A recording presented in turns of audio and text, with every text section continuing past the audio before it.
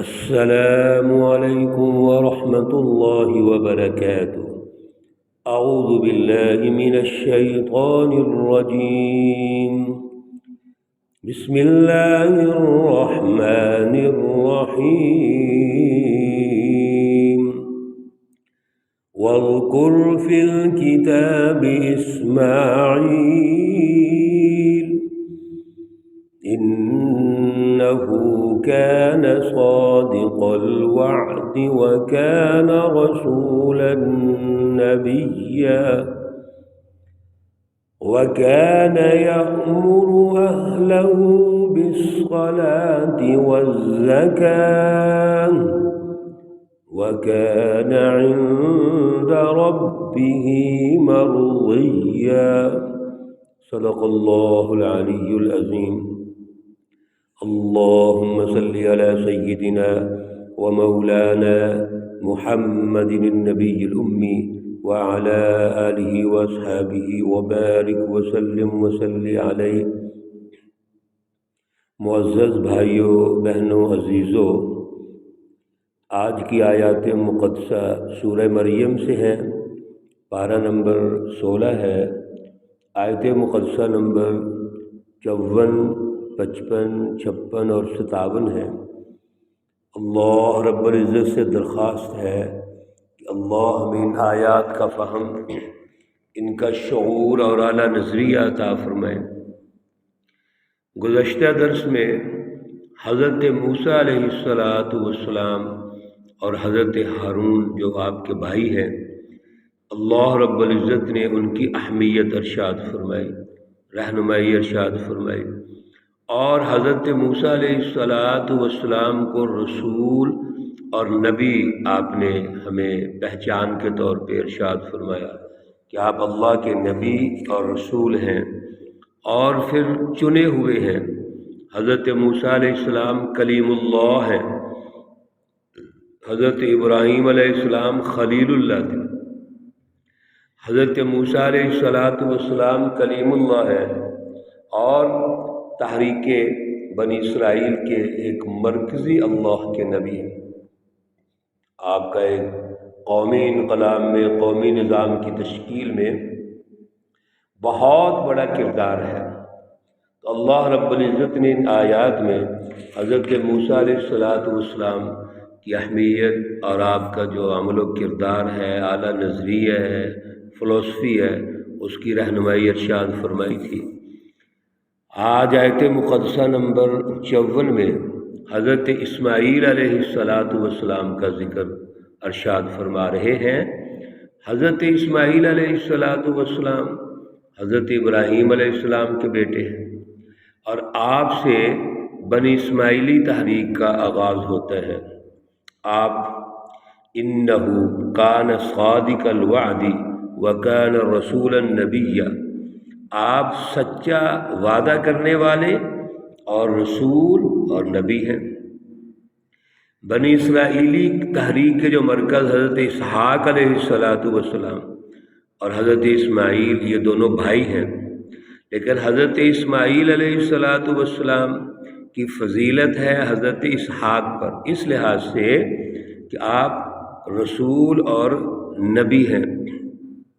صحیح مسلم شریف کی روایت ہے، ان اللہ اصطفیٰ من ولد ابراہیم اسماعیل، اللہ رب العزت نے ابراہیم کی اولاد میں اسماعیل کو چن لیا ہے. حضرت اسماعیل علیہ السلام عرب حجاز کے مور سے اعلیٰ ہیں اور ہمارے پیارے رسول اکرم صلی اللہ علیہ وسلم کے اجداد میں سے ہیں. حضرت ابراہیم علیہ السلام کو جو شریعت ملی تھی، وہ شریعت آگے لے کر بنی جرہم کی طرف آپ مبعوث ہوتے ہیں. تو اس طریقے سے آپ کا جو مقام ہے وہ بہت اونچا ہے. اور پھر صادق الوعد ہیں، جو بھی وعدہ کرتے تھے حضرت اسماعیل علیہ السلام اس کو پورا کرتے تھے. مختلف وعدے جو ہیں وہ موجود ہیں احادیث میں، اور ایک یہ جو قرآن پاک کے عنوان سے قرآن پاک نے جس کو بیان کیا ہے کہ جس وقت ابراہیم علیہ السلام نے اپنے بیٹے سے کہا کہ مجھے اللہ کا حکم ہے کہ میں آپ کو ذبح کر دوں، تو آپ نے فرمایا یا ابت افعل ما تؤمر، اے والد محترم، اے میرے پیارے والد صاحب، جیسے اللہ نے آپ کو حکم دیا ہے آپ کیجئے۔ ستجدنی انشاء اللہ من الصابرین، آپ مجھے انشاءاللہ صبر کرنے والوں میں سے پائیں گے۔ سورہ صافات رکوع نمبر 3 میں یہ آیت کریمہ موجود ہے۔ چنانچہ حضرت اسماعیل علیہ السلام نے صبر کیا، اور اس کی تفصیلات وہاں انشاءاللہ آئیں گی۔ اس لیے اللہ رب العزت نے فرمایا انہو کان صادق الوعد وکان رسول النبی وکان یأمر اہلہ بالصلاة والزکاة، آپ اپنے گھر والوں کو نماز اور زکوٰۃ کا حکم دیتے ہیں۔ وَكَانَ عِندَ رَبِّهِ مَرْضِيًّا، اور آپ اپنے رب کے ہاں بہت پسندیدہ ہیں۔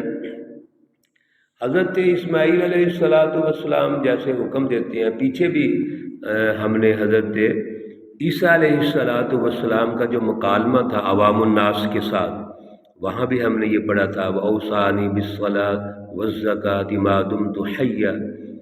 تو گویا اور انبیاء علیہ السلام کی اس تبلیغ میں یا رہنمائی میں یا گفتگو میں یہ چیزیں موجود ہیں، اور یہ ہر دور میں اللہ رب العزت نے نماز اور زکوٰۃ کے حوالے سے یہ ایک سسٹم کی جو تشکیل ہوتی ہے، قرب الہی کا ذریعہ ہے، اللہ رب العزت کے قرب کا جو ذریعہ ہے سب سے بڑا وہ نماز ہے۔ جیسے قرآن پاک میں ایک دوسری جگہ اللہ ارشاد فرماتے ہیں وَأَمُرْ أَهْلَكَ بِالصَّلَاةِ وَاصْطَبِرْ عَلَيْهَا، آپ اپنے گھر والوں کو نماز کا حکم دیجئے۔ اسی طرح فرمایا یا ایھا الذین آمنوا قوا انفسکم واہلیکم نارا، آپ اپنے آپ کو اپنے گھر والوں کو آگ سے بچائیے۔ نبی علیہ السلام کو خود اللہ نے ارشاد فرمایا وَأَنذِرْ عَشِيرَتَكَ الْأَقْرَبِينَ، سب سے پہلے یہ ہے کہ آپ اپنے گھر والوں کو جو قریب ترین لوگ ہیں آپ ان کو ڈرائیے۔ اور یاد رکھیے دعوت کا اصول بھی یہ ہے، کسی دور میں کسی نبی نے بھی جو دعوت کا آغاز کیا وہ اپنے گھر سے کیا ہے۔ حضور نبی اکرم صلی اللہ علیہ وسلم جب غار حرا میں تشریف لے جاتے ہیں، پہلی وحی آپ پر نازل ہوتی ہے اور آپ گھر تشریف لاتے ہیں، تو ام المومنین حضرت خدیجہ الکبریٰ رضی اللہ تعالی عنہا کو سارا واقعہ سناتے ہیں۔ تو سب سے پہلے جو خاتون اسلام لے کے آتی ہے، حضور نبی اکرم صلی اللہ علیہ وسلم پر ایمان لاتی ہے، وہ آپ کی زوجہ محترمہ ہے، ام المومنین ہے۔ اس لیے آپ آغاز دعوت کا اپنے گھر سے ہوتا ہے۔ تو آج کے دور میں بھی جب ہم نے اللہ رب العزت کی طرف دعوت دینی ہے تو سب سے پہلے اپنے گھر والوں سے شروع کرنی چاہیے، اپنے بچوں سے شروع کرنی ہے، اپنے گھر والوں سے شروع کرنی ہے، اور پھر اسی طریقے سے اپنے عزیزوں کو دعوت دینی ہے، اپنے دوستوں کو دعوت دینی ہے، جو بھی قریبی لنک ہے ہم نے ان کو لازمی ٹچ کرنا ہے۔ یہ نہیں ہونا چاہیے کہ اپنے جو قریب کے لوگ ہیں یا گھر والے لوگ ہیں وہ تو بات ہی نہیں سنتے، بات ہی نہیں مانتے، اور نام ماننے کے پیچھے ہمارا اپنا اصل میں کردار ہوتا ہے، ہمارے اپنی جو ذہنی صلاحیت ہے، ہماری اپنی جو پیچھے فلسفی اور سوچ اور مائنڈ سیٹ ہوتا ہے، اور اسی طرح عمل و کردار ہوتا ہے، وہ لوگ ہم سے متاثر ہی نہیں ہوتے۔ تو دعوت کے لیے تو سب سے پہلے جو بھی فرد جس کو آپ نے دعوت دینی ہے وہ اپنے گھر سے ہو، اپنے رشتہ داروں سے ہو، اپنے دوستوں سے ہو، یا باہر سے، کم از کم ہمارے عمل و کردار سے اس کو متاثر تو ہونا چاہیے نا۔ اگر وہ ہماری زبان سے متاثر نہیں ہے یا عمل و کردار سے متاثر نہیں ہے تو ظاہر دعوت اثر انداز نہیں ہوتی۔ وَاذْكُرْ فِي الْكِتَابِ ادریس، اللہ رب العزت ارشاد فرما رہے ہیں کہ ادریس علیہ السلام کا جو تذکرہ ہے وہ بھی اس کتاب مقدس میں کیجیے۔ اِنَّهُ كَانَ صِدِّيقًا نَبِيًّا، حضرت ادریس علیہ السلام اللہ کے سچے نبی ہیں۔ وَرَفَعْنَاهُ مَكَانًا عَلِيًّا، اور ہم نے آپ کو اونچا مکان، اونچا مرتبہ عطا فرمایا ہے۔ حضرت ادریس علیہ السلام کے بارے میں راجح قول یہی ہے کہ حضرت آدم اور نوح علیہ السلام کے درمیانی جو زمانہ ہے وہ حضرت ادریس علیہ السلام کا ہے۔ تقریباً نوح علیہ السلام سے 1000 سال پہلے آپ تشریف لاتے ہیں۔ تو گویا حضرت آدم علیہ السلام کے بعد یہ مختصر سے دور کے اندر حضرت ادریس علیہ السلام جو ہیں وہ تشریف لاتے ہیں، اور پھر ادریس علیہ السلام کے ذریعے سے ہی ارتفاق اول یعنی بنیادی جو آغاز ہوتا ہے چیزوں کا وہ حضرت ادریس علیہ السلام کے ذریعے سے ہوتا ہے۔ دنیا میں نجوم اور حساب کا علم، قلم سے لکھنا، اسی طرح کپڑا وغیرہ کی سلائی کرنا، ناپ تول کے آلات، اسلحہ کا بنانا، یہ حضرت ادریس علیہ السلام سے چیزیں منقول ہیں۔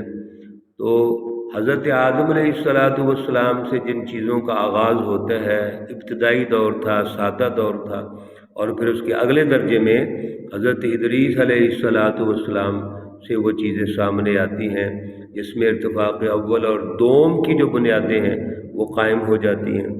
یہ ادریس علیہ السلام کا جو مرتبہ ہے، مقام ہے، وہ بہت اونچا ہے۔ وَرَفَعْنَاهُ مَكَانًا عَلِيًّا، آپ کا بہت اونچا مقام ہے۔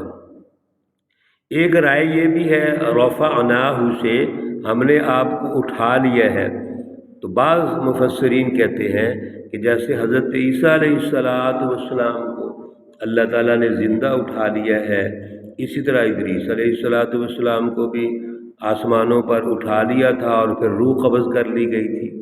یہ مختلف روایات ہیں، لیکن بنیادی طور پر یہاں جو اللہ رہنمائی دینا چاہتے ہیں وہ ادریس علیہ السلام کے اس دور کے حوالے سے ہے کہ اس دور میں آپ کو ہم نے جو مقام عطا کیا اور جو تسلسل سے آدم علیہ السلام سے آگے بڑھ رہے ہیں، زندگی کی جو ایک مینجمنٹ ہے، اس مینجمنٹ میں آپ کا بہت بڑا کردار ہے کہ آپ نے اپنی اس جو علم ہے، اس علم کے نتیجے میں جو آگے سیاسی اور معاشی مینجمنٹ ہے، لوگوں کے مابین روابط کی جو چیزیں ہیں، آپ ان کو تشکیل دیتے ہیں اور ان کی تخلیق کرتے ہیں، ان پہ جستجو کرتے ہیں، محنت کرتے ہیں، اس لیے آپ کا جو مقام ہے وہ بہت اونچا ہے۔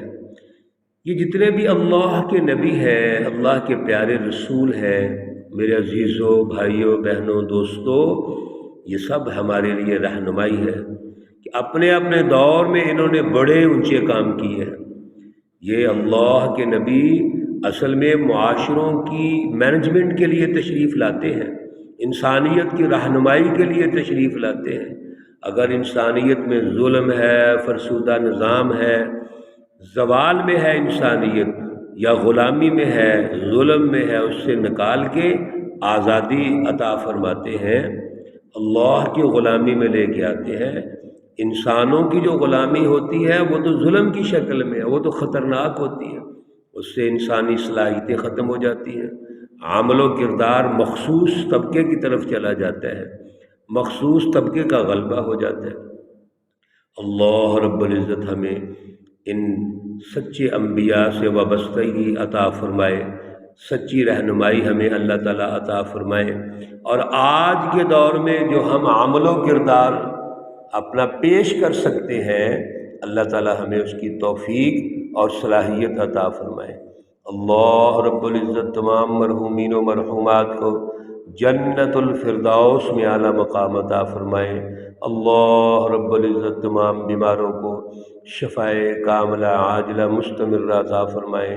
ربنا تقبل منا انك انت السميع العليم وتب علينا انك انت التواب الرحيم، وصلى الله تعالى على النبي الأمي محمد وعلى آله وأصحابه أجمعين برحمتك या अरहमर राहिमीन। अस्सलामु अलैकुम व रहमतुल्लाहि व बरकातुहू।